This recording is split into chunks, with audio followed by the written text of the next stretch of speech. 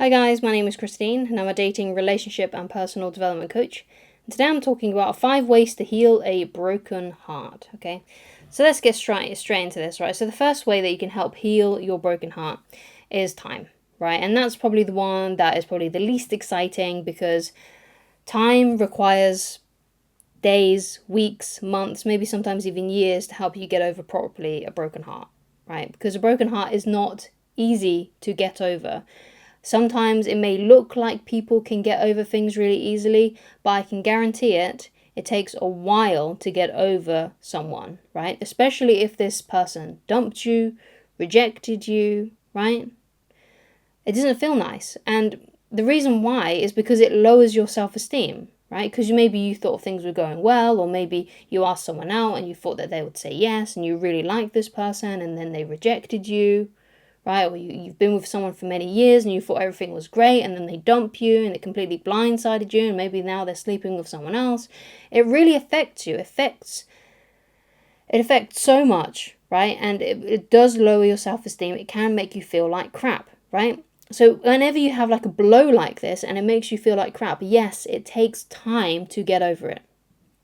It really does. So you can't, and also with that as well, is that it's not going to be a linear process, right? You're going to have days that are good, and you're also going to have days that where you feel bad and you may even feel like you're back on square one, okay? So basically, how do you know if enough time has gone by, right? So you'll know enough time has gone by is if you don't feel as badly about it anymore. If your feelings are less intense, right? So if you don't feel as intense, if it doesn't feel as raw anymore, if it's not constantly on your mind, then you know that you are feeling a lot better and you can move on with your life. And it's no longer, basically, if it's no longer affecting your mood, right? If it no longer makes or breaks your day, right? If it's something like that, then you know that you've gotten over it basically. And sometimes, yeah, you may be like in your car and like a song comes on the radio and it kind of reminds you of them, but that's about as far as it gets, you know. Or you drive past a place that you two used to hang out, you know, something like that, and that, yeah, that helps you, that reminds you of them, but that's about as far as it gets. You don't feel too bad about it. So it may stir up some old emotions, but you're over it pretty quickly and on to the next part of your day, right, essentially. Okay, so another way that you can heal a broken heart is if you create more meaning in your life, right? So it's very easy to stay stuck in a rut. It's very easy to stay stuck on someone and to keep yourself in one place, like with that broken heart feeling, if you are distracting yourself with pleasure. So that goes by the quote that I use quite frequently by Viktor Frankl, right, which is when a man can't find a deep sense of meaning, they distract themselves with pleasure, right? So if you're always distracting yourself and numbing the pain with pleasurable activities like watching too much Netflix, playing too many video games, or overindulging in food and drink and other kinds of substances, right? If you're doing things like that and you're distracting yourself, right, you're not dealing with the issue, right? And for as long, and if you're not dealing with the issue, the longer the broken heart is going to stay with you, right? So you've got to find something that can help move your life forward, right? So you can go from where you are now to where you would like to be in the future, which is why I ask a lot of people, you know, in videos that I make, you know, where would you like to, where do you see yourself in 5 years' time? Right? Where would you ultimately like to be in the way that you look physically, in the area that you're living, in the career that you have? Like, if you could have it any way you want, how would you, you know, what would that look like for you, right? And then you work towards that every day. You try and find some practical things that you can do to get you there, right? And guess what? The time is going to pass by anyway, right? And time flies really quickly. So like the days and the weeks and the months and the years go by really, really fast, okay? It goes by really quickly. So considering that time is just going to go by anyway, you might as well be trying to better your life on those days during that time, okay? Rather than wasting it and distracting yourself with things to just numb the pain, basically, okay? So create more meaning in your life. So it may be the case that you might not know what to do. And there's a quote that I like by Dr. Wayne Dyer. Basically, he said, like, if you don't know what to do, if you're unsure of what your purpose is, if you don't know what the meaning of your life is, then find a way to be of service, right? Find a way. It could be something as simple as just going the extra mile at your job And even though, some people might be saying, by thinking right now, well, I don't want to go the extra mile in my job because I never get the recognition for it when I do. It's not about if you get recognition for what you do at your job, right? If you've got a job. It's not about that, right? It's about how you feel about yourself. If you know that you've done a good job, right, and you can feel that inside yourself, it doesn't matter if your boss doesn't notice. It doesn't matter if your supervisor doesn't notice, right? It doesn't matter if your other colleagues don't even notice. It doesn't even matter if the customer on the other end doesn't even notice. You will know that you've done everything you can, and that's all that matters, right? And that will raise your self-esteem. That'll make you feel good about yourself. So it's not about pleasing other people. It's about pleasing yourself and making you feel good, right? And what's going to raise your self-esteem. Okay, so that's something to think about. So another way that can help heal a broken heart is if you get more physically active, right? So, go to the gym, or maybe you have your own little sort of like workout things that you can do at home, right? Perhaps you get some weights or something like that you can do at home, or perhaps you do go to the gym and lift weights there.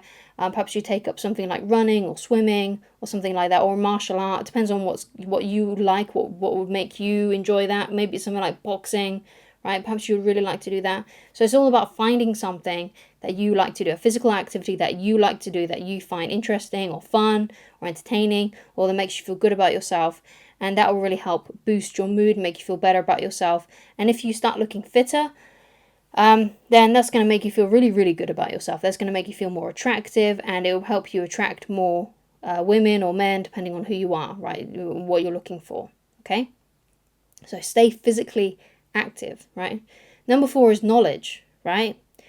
Now, it doesn't mean that I'm expecting you all to become students and like start studying and things like that. That's not what I mean by knowledge. I'm not expecting you to become a scholar or anything like that.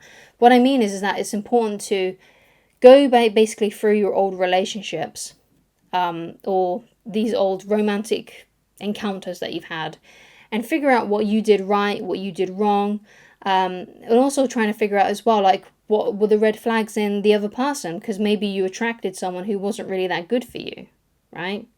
So you got to figure out what do you want in your partner, ideally, right? Because if you don't go through these things and you don't process these things, what can happen is you could end up with the same person and they can end up dumping you, or basically what happens is that you keep on trying to attract the same person and they keep on always rejecting you, right? Because you're going for the same kind of person. And if you always feel like, oh yeah, I'm always attracted to a certain kind of person, and it doesn't really matter with the way that they look, because obviously everyone has a type, right?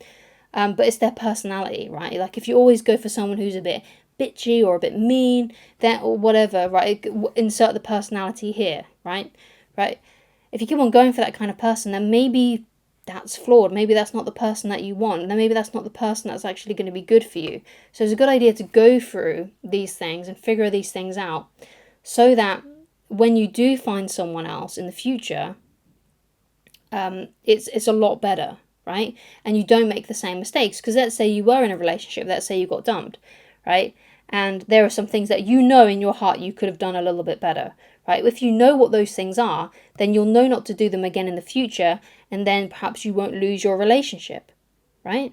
Or if you know the kind of person that you really want, and you know the kind of things that you really do not want, then you might not end up with a person who is going to dump you, because you found someone who actually is right for you and actually wants to be with you, right? So it's a good idea to do that kind of thing. Now, of course, there's those books that I have in the description of this video that are basically my 5 favorite books on relationships and dating that I highly recommend that you go and check out. There are actually 10 books in there, but 5 of those books are based on personal development, and the other 5 are the relationship and dating books. So if you do purchase any books through that, I will get a small commission, but it'll be no additional charge to you. Or alternatively, you could just write down the titles and check them out at your local library for free, or you can find really cheap versions for them on like something like eBay or something like that. Okay, but they're there for you to look at if you want to. Okay, but I do recommend that you check them out, because they will help you with your knowledge when it comes to dating and relationships, so you can avoid this heartbreak forever, basically. Like if you really get into those books and you read them in back to front, basically, and multiple times, then you're going to have such a great knowledge of relationships and dating that you probably won't ever fail ever again when it comes to relationships and things like that, because you'll know what you're looking for and you'll know the red flags and you'll be aware of these things. Okay, So knowledge is the fourth one. So the fifth way to heal a broken heart is to eventually find someone better, right? To find someone who is a better partner to you, right? And to find someone who is, let's say, better looking than them, who is nicer to you than them, right? Who you enjoy the company of more, right? Who you can actually be friends with, right? That will really help, okay? But obviously you need to do that when the time is right. And going back to the first point that I made about time, you'll know when the time is right if you no longer feel that badly about the breakup or this person that you liked, right? If you no longer feel as intense about it, then you know it's time to move on. You know that you've had enough time. You know that you've processed things, right? And if it doesn't hurt anymore, then you're good to go. You're good to go and find someone else. So thank you so much for watching. If you'd like to get in touch with me personally and you'd like coaching with me, then please go to www.christineloveridge.com and I shall talk to you again very soon. Goodbye.